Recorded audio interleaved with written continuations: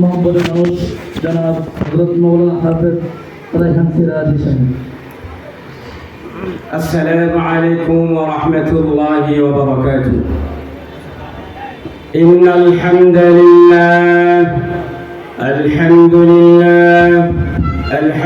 لله نحمده ونستعينه ونستغفره ونؤمن به ونتوكل عليه ونعوذ بالله من شرور أنفسنا ومن سيئات أعمالنا. من يهده الله فلا مضل له ومن يضلله فلا هادي له. ونشهد أن لا إله إلا الله وحده لا شريك له ونشهد أن محمدا عبده ورسوله. কোরআন এবং সুন্নতের সম্পর্কে অন্য কোনো কথা না। أما بعد فقد قال الله تعالى في كلامه المجيد وفي فرقانه الحميد. أعوذ بالله من الشيطان الرجيم. بسم الله الرحمن الرحيم. إنك لعلى خلق عظيم. صدق الله مولانا العظيم. ঐতিহ্যবাহী নূরপুর আসিয়া খাতুন হাফিজিয়া মাদ্রাসা ও এতিমখানার উদ্যোগে হাফেজ ছাত্রদের পাগড়ি প্রদান উপলক্ষে আজকে ইসলামী মহাসম্মেলনের সভাপতি সাহেব, প্রধান বক্তা, প্রধান অতিথি, আমরা আল্লাহ তাআলার দরবারে লাখ কোটি শুকরিয়া আদায় করছি যে মহান রব্বুল আলামিন আপনাকে আমাকে এই মুহূর্তে জলসায় কোরআন ও হাদিসের আলোকে কথা বলার এবং কথা শ্রবণ করার তৌফিক দান করেছেন। তাই আমরা সকলের অন্তঃস্থল থেকে বলি আলহামদুলিল্লাহ। আর জোরে সরে বলি আলহামদুলিল্লাহ। আমি আপনাদের সম্মুখে সূরা নূন থেকে একখানা আয়াতে কারিমা তেলাওয়াত করেছি। এই আয়াতে কারিমার মধ্যে আল্লাহ পাক রব্বুল আলামিন আপনার আমার নবী, আখির নবী, তাজদারে মদিনা মুহাম্মদ মুস্তাফা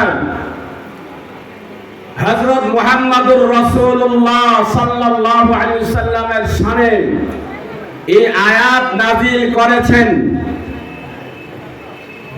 আল্লাহ পাক রব্বুল আলামিন ইন্নাকা বলেন নিশ্চয় আমি হে নবী আপনাকে খুলুকিন আযীম, সর্বোচ্চ চরিত্র দিয়ে, আদর্শ দিয়ে আমি আল্লাহ তাআলা আপনাকে দুনিয়াতে প্রেরণ করেছি।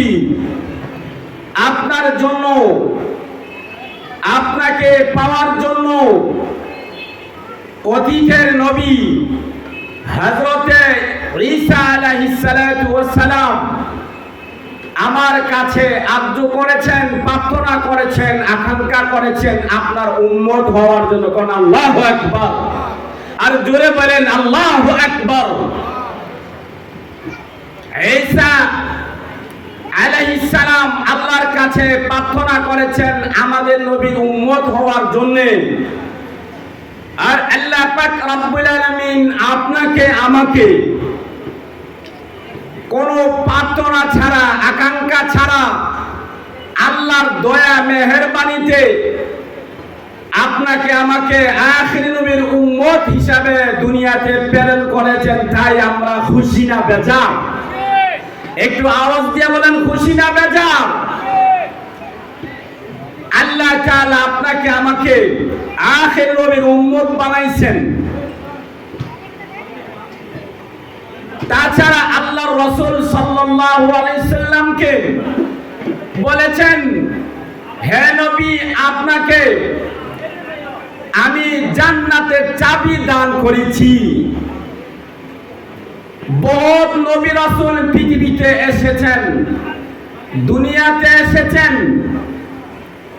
কোন নবী রাসূলকে আমি জান্নাতের চাবি দেই নাই, কোন রাসূলকে জান্নাতের চাবি দেই নাই।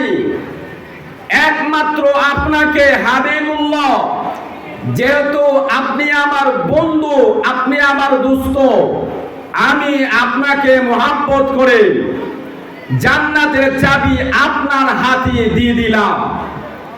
যতক্ষণ পর্যন্ত আপনি জান্নাতের দরজা গেট না খুলবেন, ততক্ষণ পর্যন্ত কেহ জান্নাতে যেতে পারবে না। কোন আল্লাহু আকবার।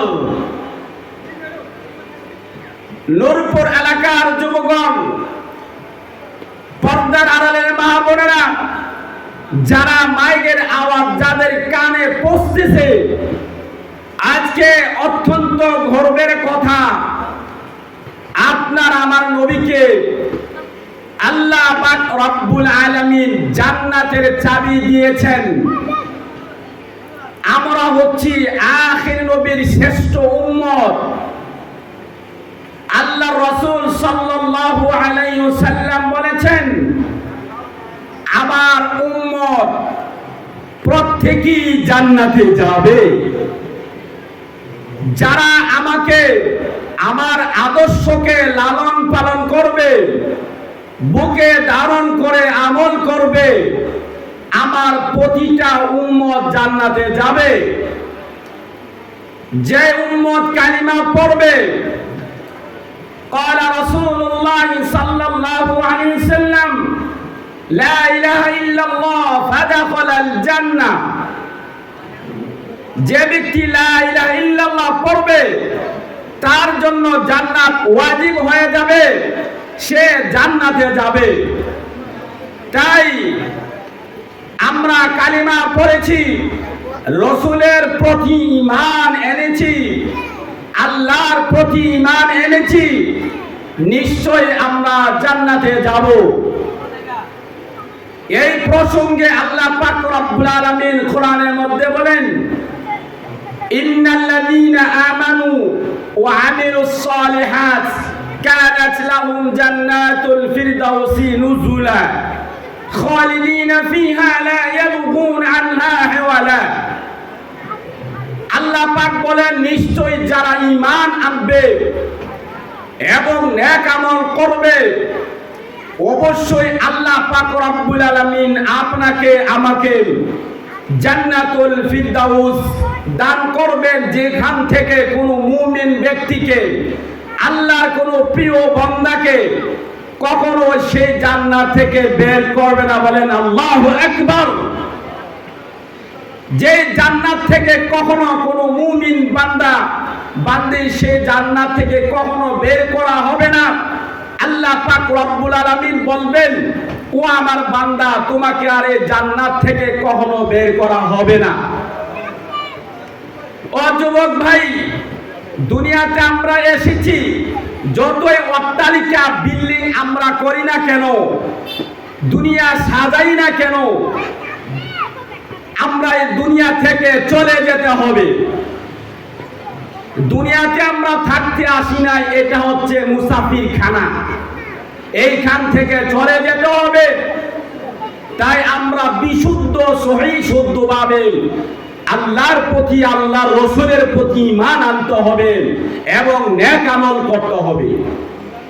তাই কালিমা পড়ার পরই আমলের স্থান হচ্ছে নামাজ। নামাজের মাধ্যমে, 5 ওয়াক্ত নামাজের মাধ্যমে নেক আমল করতে হবে। ও আমিলুস সালিহাত, সালাত ছাড়া কেউ জান্নাতে যেতে পারবে না। আমলের মধ্যে কালিমার পরে হচ্ছে নামাজ। আজকে মসজিদ খালি, মসজিদের মধ্যে মুসল্লি যাচ্ছে না। বিশেষ করে ফজরের নামাজের সময় তো প্রতিটা মসজিদে মাত্র কখনো দেখা যাচ্ছে ইমাম সাহেব আর মুয়াজ্জিন সাহেব মুসল্লি, 2-3 জন মসজিদে পাওয়া যায়। এতে বোঝা যাচ্ছে যে মুমিন দিনে দিনে কমতেছে, মুমিন দুর্বল হয়ে যাচ্ছে। ঈমান আনার পরে মুমিন নেক আমল করছে না। ও বন্ধু, ও দোস্ত, তোমাকে কে ধোঁকা দিচ্ছে? কে তোমাকে প্রতারণা করছে? ও বন্ধু, আমরা শুনেছি শয়তান, ইবলিস। না, ইবলিস একটা ব্যক্তির নাম নয়। ইবলিস হচ্ছে মন গড়া চলার নাম। ইবলিস শয়তান, মন গড়া চলার নাম হচ্ছে শয়তান। আমরা শুনেছি ইবলিস শয়তান জান্নাত থেকে তাকে বের করে দিয়েছে। আসলে তার নাম ছিল আজাজিল। সেও ইবাদত বন্দেগী করেছে। তার নাম প্রথম আসমানে ছিল আবেদ, দ্বিতীয় আসমানে ছিল বুজুর্গ। এভাবে প্রতিটা স্থানে সে ইবাদত করে সে উপাধি পেয়েছে। সপ্তম আসমানে যে সে উপাধি পেয়েছে ইবলিস শয়তান। কেন? প্রথম আসমানে সে আবেদ, দ্বিতীয় আসমানে সে বুজুর্গ। এরকম প্রতিটা স্তরে সে উপাধি পেয়েছে, ভালো উপাধি। সপ্তম আসমানে কেন সে শয়তান উপাধি পেয়েছে? এর অর্থ হচ্ছে সে মন গড়া চলেছে। যখন সে সেজদা দিয়েছে, মন গড়া সেজদা দিয়েছে। যখন আল্লাহ বলেছে সেজদা করার জন্য, সহিভাবে সিজদা করার জন্য, আদমকে সিজদা করার জন্য, 1 মিনিট আদমকে সিজদা করার জন্য সে আদমকে সিজদা না করে সে হয়েছে ইবলিস শয়তান। সে এরকম ভাবে শয়তান উপাধি পেয়েছে। আমরাও যদি মন গড়া চলি, মনের পূজা করি, মন চাইছে নামাজ পড়েছি, মন চাচ্ছে কোরআন তেলাওয়াত করেছি, মন চাচ্ছে না কোরআন তেলাওয়াত ছেড়ে দিয়েছি, নামাজ ছেড়ে দিয়েছি, পর্দা ছেড়ে দিয়েছি, রাসূলের আদর্শ ছেড়ে দিয়েছি, মনে রাখবেন আপনার নামে শেষেও আসবে শয়তান। কথা ঠিক না বেঠে? তাই আসুন শয়তানের দল থেকে আমরা আল্লাহর দলে আসি। দল দুইটাই, একটা হচ্ছে উলাইকা হিজবুল্লাহ, একটা হচ্ছে আল্লাহর দল, আরেকটা দল হচ্ছে উলাইকা হিজবুশ শাইতান। আর দ্বিতীয় দলটি হচ্ছে শয়তানের দল। যারা মন গড়া চলে তারাই হচ্ছে শয়তানের অন্তর্ভুক্ত। আজান হয়েছে আর গড়ে থাকা যাবে না, মসজিদে যেতে হবে। যখন আজান আসবে মসজিদ থেকে, আল্লাহু আকবার, আল্লাহ সবচেয়ে বড়, সাথে সাথে আল্লাহকে বড় মনে করে আল্লাহর বড়ত্ব বলতে বলতে মসজিদের দিকে যেতে হবে। আল্লাহ পাক রব্বুল আলামিন অল্প সময়ের আলোচনা, কোরআন হাদিসের আলোচনা আপনাকে আমাকে পালন করার তৌফিক দান করুন। কিছুক্ষণের মধ্যেই আজান হবে। আপনারা সকলেই নূরপুর আসিয়া খাতুন হাফিজিয়া মাদ্রাসাকে জানমাল সময় দিয়ে আপনারা এই মাদ্রাসাকে ভালোবাসবেন। এই মাদ্রাসাকে যদি আপনি ভালোবাসতে পারেন, মুহাব্বত করতে পারেন, এই মাদ্রাসা এক সময় আপনার পক্ষে কথা বলবে, সদকায়ে জারিয়া আপনার পক্ষে কথা বলবে। তাই আসুন আপনি এই মাদ্রাসাকে জানমাল সময় দিয়ে প্রতিষ্ঠিত করি, এই মাদ্রাসাকে ভালোবাসি, রোজিং রেখে মাদ্রাসাকে ভালোবাসি। এক সময় দেখা যাচ্ছে আপনার বাড়ি থেকে হাফেজে কোরআন হয়ে সে আপনার পক্ষে কথা বলবে। কঠিন হাসরের মাঠে আপনার পক্ষে সুপারিশ করে আপনাকে জান্নাতে নিয়ে যাবে। ওয়ারাসাতুল আম্বিয়া, উলামা কেরাম হচ্ছে নবীর ওয়ারিস। তাই আসুন আমরা প্রত্যেকটা ওয়ারাসাতুল আম্বিয়াকে ভালোবাসি, মুহাব্বত করি। যে ব্যক্তি ওয়ারাসাতুল আম্বিয়াকে ভালোবাসবে সে যেন আল্লাহর রাসূলকে ভালোবাসলো, আর যে ব্যক্তি আল্লাহর রাসূলকে ভালোবাসবে সে যেন আল্লাহকে ভালোবাসলো। আল্লাহ পাক রব্বুল আলামিন আমাদের সবাইকে উক্ত আলোচনার উপর আমল করার তৌফিক দান করুন। ওয়া আখিরি দাওয়ানা আলহামদুলিল্লাহি রাব্বিল আলামিন। ওয়া আসসালামু আলাইকুম ওয়া রাহমাতুল্লাহি ওয়া বারাকাতুহু। আলহামদুলিল্লাহ। সম্মানিত মুসলিম তাওহীদি জনতা, কতক্ষণ পর্যন্ত আপনি হযরতুল আল্লাহ হযরত মাওলানা রায়হানুদ্দিন সিরাজি হাফিজাহুল্লাহর কোরআন ও হাদিস থেকে সার গর্ব আলোচনা শুনতেছিলেন।